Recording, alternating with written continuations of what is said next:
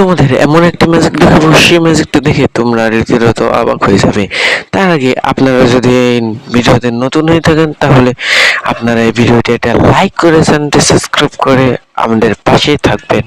এই ম্যাজিকটি করার জন্য আপনার সর্বপ্রথম একটি লবণের লাগবে আর একটি চামচ লাগবে। এটা আপনাদের খেয়াল রাখতে হবে যে চামচটা যাতে এভাবে গোল হয়, ঠিক আছে? তারপরে চামচটি এভাবে আস্তে আস্তে নড়াতে হবে, ঠিক আছে?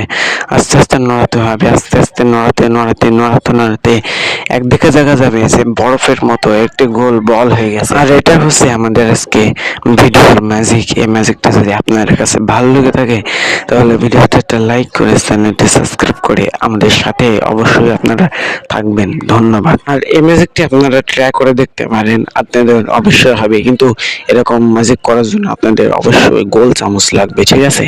গোল চামচ লাগবে যাতে এভাবে বরফের মতো হয়।